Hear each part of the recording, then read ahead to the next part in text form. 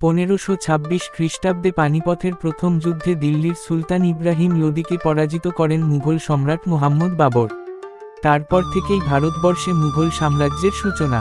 1540 থেকে 1556 খ্রিস্টাব্দের মধ্যে হুমায়ুনের আমলে দিল্লি থেকে কর্তৃত্ব হারায় মুঘলরা ভারতে নানা অত্যাচার করে এবং আকবর ব্যতীত সকল সম্রাট অমুসলমানদের প্রতি অত্যাচারী হয়ে উঠেছিল। কিন্তু সম্রাট আওরঙ্গজেব অমুসলমানদের ওপর জিজিয়া কর চাপিয়ে দেন। কিন্তু এসবের মাঝে ভারতের কঙ্কন অঞ্চলে শাসন শুরু করেন এমন একজন যার কাছে মুঘলরা পরবর্তীকালে নাস্তানাবুদ করেছিল। আমি বলছি মহান মারাঠা সম্রাট ছত্রপতি শিবাজির ব্যাপারে। তার কাছে মুঘলদের সাথে লড়বার জন্য পর্যাপ্ত সৈন্য বাহিনী ছিল না, কিন্তু বুকে ছিল সাহস আর মুঘলদের বিরুদ্ধে প্রতিশোধের আগুন। শিবাজির কাছে ছিল মাত্র 20,000 সৈন্য, যা মুঘলদের সেনার কাছে খুবই ছোট।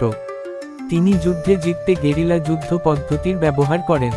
গেরিলা যুদ্ধ মানে বন জঙ্গলের মধ্যে যুদ্ধ, এবং যুদ্ধের মাঝেই মারাঠারা কোথায় হারিয়ে যেত তার খোঁজ মুঘলরা পেত না। ফলে শিবাজির বাহিনীর তেমন কোনো ক্ষতি হতো না, কিন্তু মুঘলরা মারাঠাদের সাথে পেরে ওঠেন না। আওরঙ্গজেবের স্বপ্ন ছিল দক্ষিণ ভারত জয় করা, কিন্তু তাতে সবচেয়ে বড় বাধা ছিল শিবাজিকে হত্যার উদ্দেশ্যে আওরঙ্গজেব আফজাল খানকে পাঠান। বলে রাখি, আফজাল খানকে আওরঙ্গজেব ভয় পেতেন। আফজাল খান শিবাজিকে জড়িয়ে ধরেন এবং তার হাতে থাকা ছুরি দিয়ে শিবাজিকে আঘাতের চেষ্টা করেন। কিন্তু ধূর্ত চতুর শিবাজি আগে থেকেই আত্মরক্ষা করতে লোহার বর্ম পরেন এবং আঙুলে রাখেন ধারালো বাঘ নখ। আফজাল খান চেষ্টা করলেও তিনি ব্যর্থ হন এবং শিবাজি তাকে বাঘ নখ দিয়ে হত্যা করেন। তাহলে আপনারা নিশ্চয়ই আন্দাজ করতে পারছেন শিবাজি কতটা চতুর ছিলেন।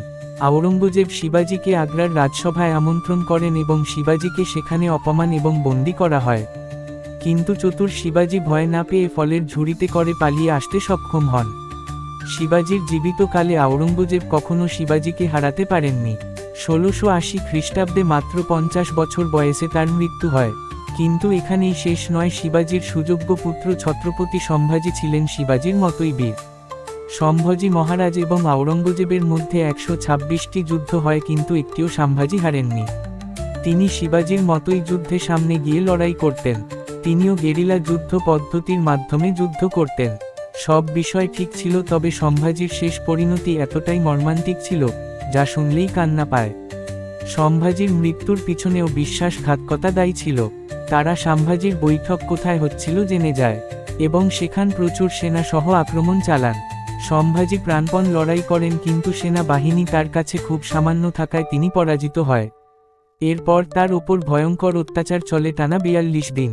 সম্ভাজিকে আওরঙ্গজেব 3টে শর্ত দিয়েছিলেন। 1. মারাঠাদের সমস্ত ধন সম্পত্তি মুঘলদের তুলে দেওয়া। 2. ধর্ম পরিবর্তন করে ইসলাম হয়ে যাওয়া। 3. মুঘল কর্তৃত্ব মেনে নেওয়া। সম্ভাজি এর কোনো শর্তেই রাজি হননি। তাকে তিলে তিলে মেরে ফেলা হয়, তার হাত পা কেটে ফেলা হয়, তার আগে তার নখকে আঙুল থেকে তুলে নেওয়া হয়, তার গায়ে অনেক ক্ষত তৈরি করা হয় এবং কাটা গায়ে নুন লাগানো হয়। ব্যথায় কষ্টে চিৎকার করেন, কিন্তু শর্তে রাজি হন না।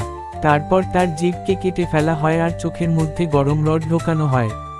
তারপর অবশেষে তাকে কেটে নদীর জলে ভাসিয়ে দেওয়া হয়। কিছু গ্রামবাসীরা তার শরীরের টুকরো সংগ্রহ করেন আর শেষ কাজ সম্পন্ন করে সেখানে মন্দির স্থাপন করেন। কিন্তু ভাববেন না এখানেই মারাঠাদের সমস্ত ক্ষমতা শেষ, সেটা নয়। পরবর্তীকালে তারাই ভারত সেরা হয়ে ওঠে এবং ভারতের বিস্তীর্ণ এলাকা দখল করে। কিন্তু আফসোস, ইতিহাস বইতে শিবাজি সম্ভাজির মতো বীরের কথা নেই। রয়েছে বাইরের থেকে আসা মুঘলদের জয়গান। আপনাদের ভিডিওটি ভালো লাগলে লাইক করুন, চ্যানেলে নতুন হলে সাবস্ক্রাইব করবেন এবং কমেন্ট করুন জয় ভবানী জয় শিবাজি।